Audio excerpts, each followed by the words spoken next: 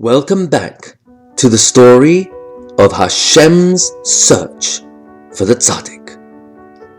There were 10 generations from Adam till Noach, and then 10 generations from Noach till Avram. The son of Noach was Shem. Was he the Tzadik Hashem created the universe for? The son of Shem was Arpachshad, and the son of Arpachshad was Shelach. The son of Shelach was Aver. Were any of these the Tzadik Hashem was waiting for? The son of Aver was Peleg. Was he the Tzadik Hashem was waiting for? The son of Peleg was Reu, and the son of Reu was Serug. Serug had a son called Nahor, and Nahor's son was Terach. Was Terach the Tzadik Hashem was waiting for? The son of Terach was Avram. Was Avram the Tzadik Hashem was waiting for? Let's look at the life of Avram and understand, how did Hashem know he was the Tzadik that he was waiting for? Noach had 3 sons, Shem, Ham, and Yafes. Ham had a son called Cush. Cush had a son called Nimrod. Adam HaRishon, the first man, had been given a special suit, a set of clothing made by Hashem himself. Whenever Adam wore this suit, all the animals would behave tame in front of Adam. Before Adam died, he gave his suit to Shes. Shes gave it to Chanoich. Chanoich gave it to Mesushelach. And Noach received it from Mesushelach, his grandfather. When Noach came out of the Teva, Ham stole this special suit from his father Noach and gave it to his son Cush. Cush then gave this suit to his youngest and favorite son, Nimrod.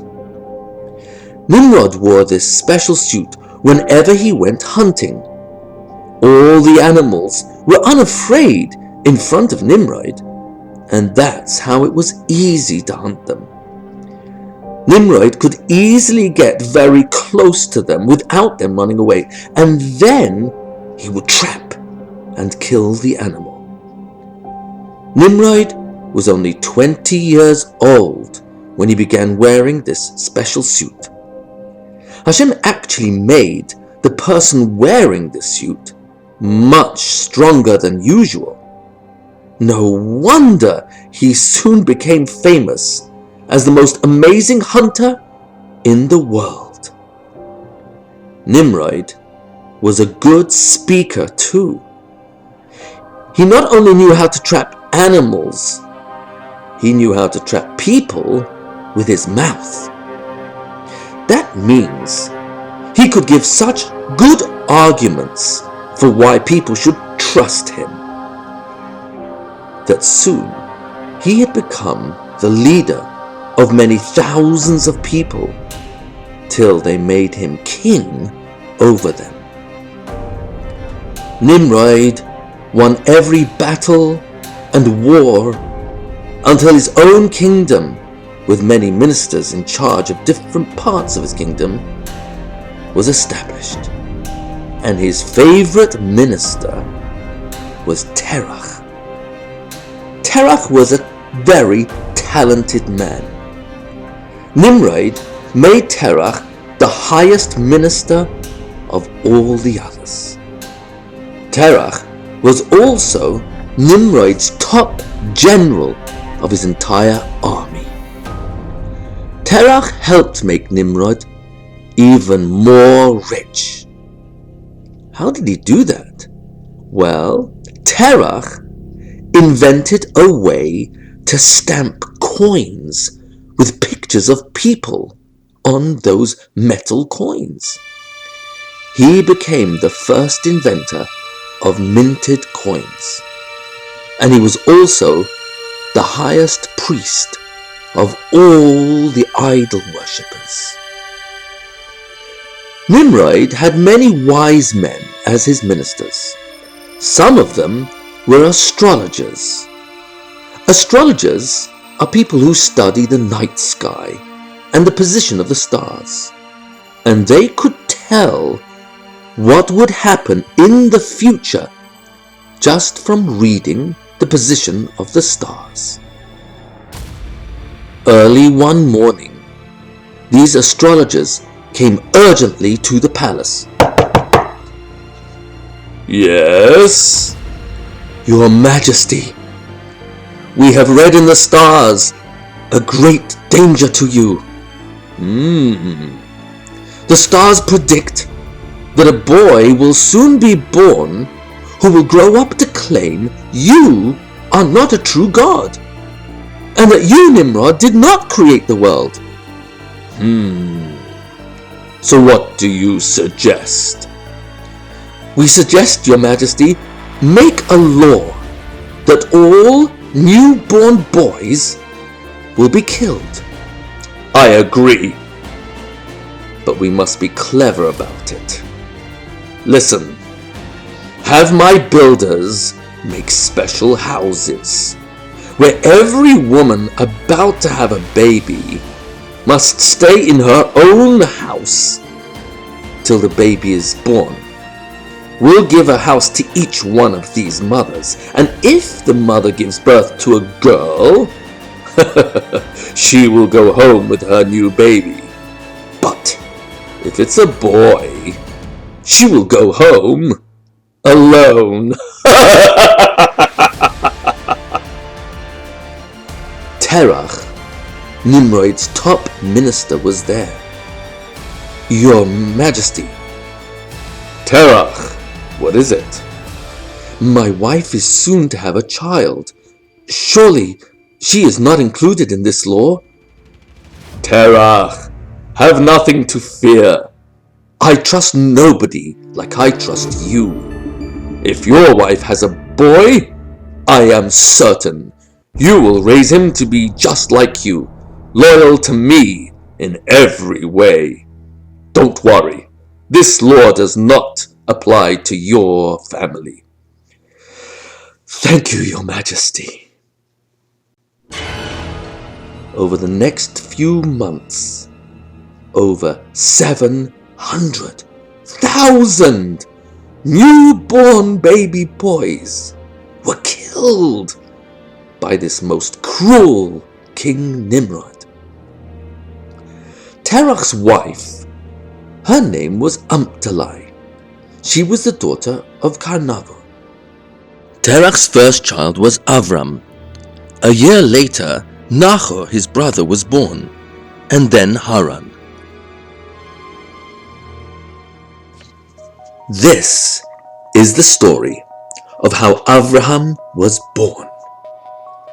The same night Avram was born to Terach, Terach, his father, made a big feast, an enormous party for all the other important ministers of Nimrod's kingdom.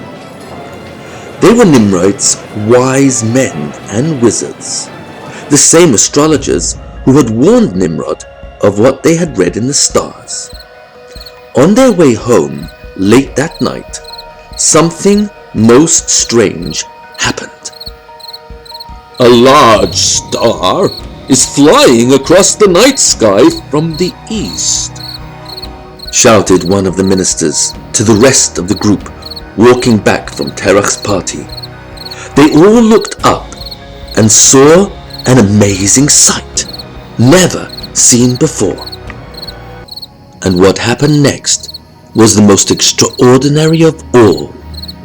From all four corners of the heavens, one star shot out from each corner and followed this one great big star.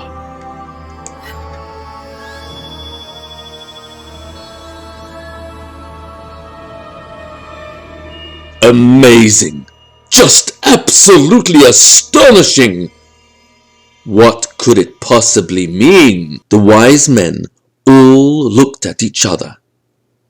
The wizards amongst them were great experts in astrology, which is actually the study of the position of stars.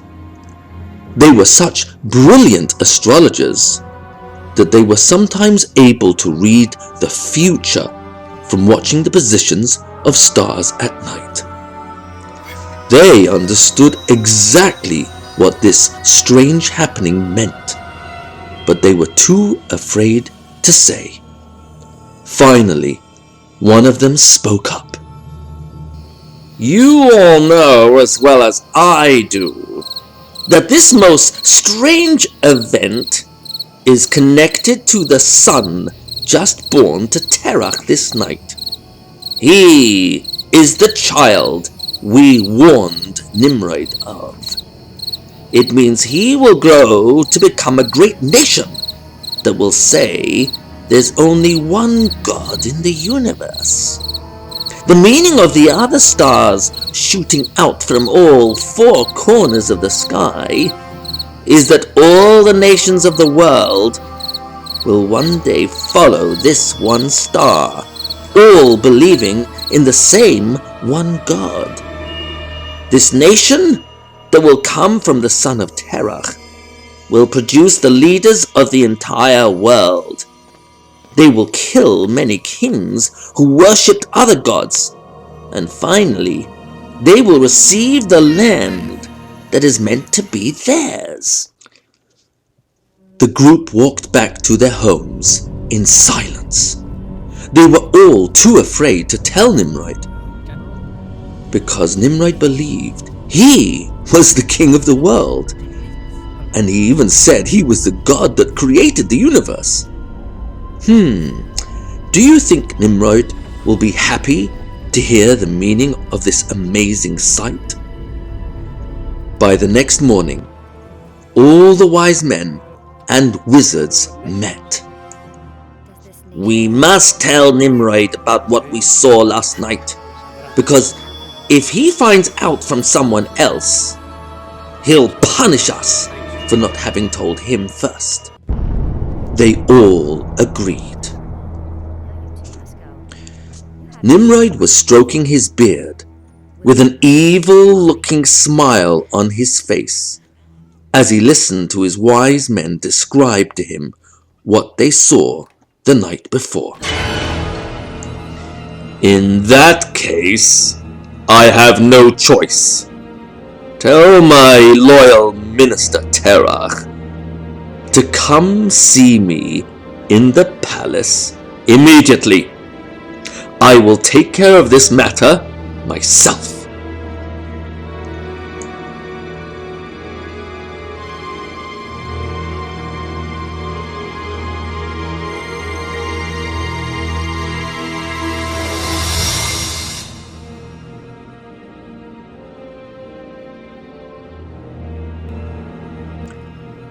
As soon as Terach finished bowing in front of King Nimrod, Nimrod got to the point.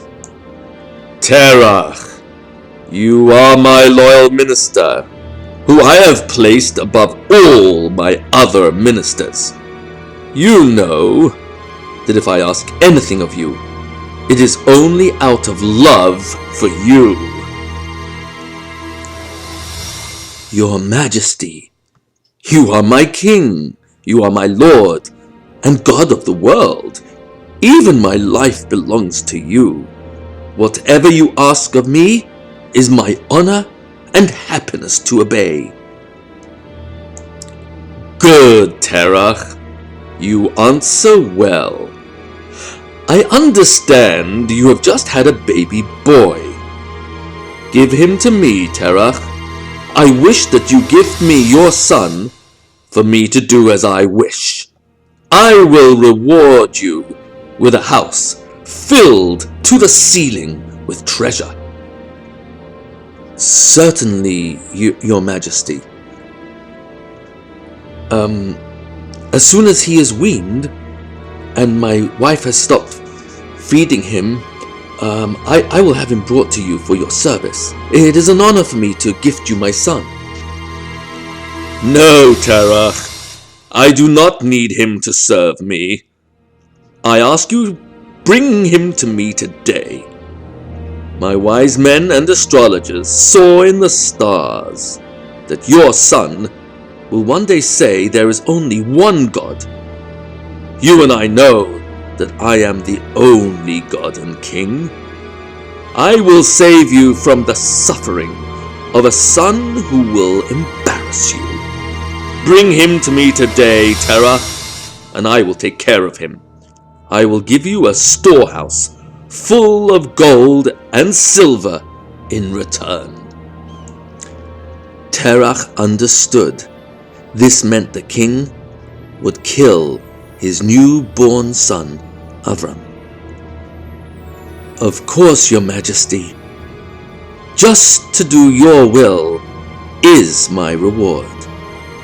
My love for you is greater than any love for my own child.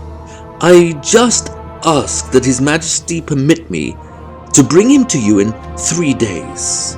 This will give my wife 3 days to enjoy her firstborn child. Terah hid baby Avram in an underground cave.